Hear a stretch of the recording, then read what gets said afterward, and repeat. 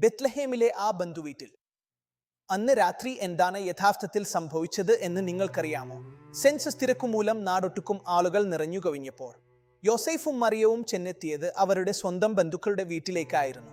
ചില മലയാളം ബൈബിളുകളിൽ വഴിയമ്പലം എന്ന് പരിഭാഷപ്പെടുത്തിയിരിക്കുന്നത് കണ്ടിട്ട് അതാരോ റോഡരികിൽ നടത്തുന്ന ഒരു ഹോം സ്റ്റേയോ ലോഡ്ജോ ആണെന്ന് ആരും തെറ്റിദ്ധരിക്കേണ്ട. യഹൂദന്മാരുടെ ആചാരപ്രകാരം അന്നത്തെ എല്ലാ വീടുകളിലും അതിഥികൾക്കായി ഒരു ഗസ്റ്റ് റൂം ഉണ്ടായിരിക്കും. അതിനെയാണ് ഗ്രീക്ക് ഭാഷയിൽ കാതലുമാം എന്ന് വിളിക്കുന്നത്. പിൽക്കാലത്ത് യേശു കർത്താവ് തന്റെ ശിഷ്യന്മാരോടുകൂടെ പെസഹ ആചരിക്കാൻ ചോദിച്ച ആ മാളികമുറിയും ഇതേ കാതലുമാം തന്നെയാണ്. എന്നാൽ അന്നത്തെ ആ സെൻസസ് തിരക്കുമൂലം ആ ബന്ധുക്കളുടെ വീട്ടിലെ ആ അതിഥിമുറി മുഴുവൻ പുറത്തുനിന്ന് വന്ന മറ്റു ബന്ധുക്കളെ കൊണ്ട് നിറഞ്ഞു കവിഞ്ഞിരുന്നു. ഒരു കാര്യം ചിന്തിച്ചു നോക്കിക്കേ. മറിയം പ്രസവിക്കാൻ പോകുന്ന ആ കുഞ്ഞ് സാക്ഷാൽ ദൈവപുത്രനാണെന്ന് ആ ബന്ധുക്കൾക്ക് കൃത്യമായി അറിയാമായിരുന്നെങ്കിൽ അവർ എന്തായാലും ആ അതിഥിമുറി ഒഴിഞ്ഞു കൊടുക്കുമായിരുന്നില്ലേ? എന്നാൽ അതറിയാത്തതുകൊണ്ട് അവർക്കതിന് കഴിഞ്ഞില്ല.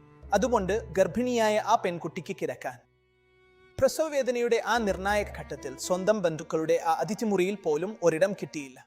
യേശു കർത്താവ് ആ അതിഥിമുറിക്കുള്ളിലല്ല ജനിച്ചത്. പകരം ആ തിരക്കു പിടിച്ച വീടിന്റെ മറ്റു ഭാഗങ്ങളിലോ വരാന്തയിലോ ആയിരിക്കാം ആ കുഞ്ഞ് പിറന്നത്.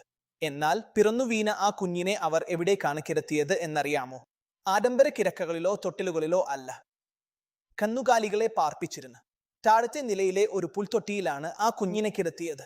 ചിന്തിച്ചു നോക്കിക്കേ. സ്വന്തം ജനവും ബന്ധുക്കളും അവനെ തിരിച്ചറിഞ്ഞില്ലെങ്കിലും മനുഷ്യന്റെ മനസ്സറിയുന്ന ദൈവം നമ്മെ ഒരിക്കലും തള്ളിക്കളയുന്നില്ല. നിങ്ങളുടെ ജീവിതത്തിൽ ആരും തിരിഞ്ഞു നോക്കാനില്ലാതെ ഒറ്റപ്പെട്ടു പോയോ?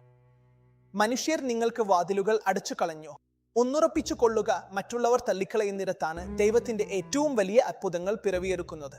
ഈ അത്ഭുത ചരിത്ര സത്യങ്ങൾ ഇനിയും അറിയാൻ മിൻസൺ മാത്യു ഒഫീഷ്യൽ എന്ന ഞങ്ങളുടെ ഈ ചാനൽ ഇപ്പോൾ തന്നെ സബ്സ്ക്രൈബ് ചെയ്യുക, ലൈക്ക് ചെയ്യുക, ഷെയർ ചെയ്യുക. യേശു ഇന്നും ജീവിക്കുന്നു.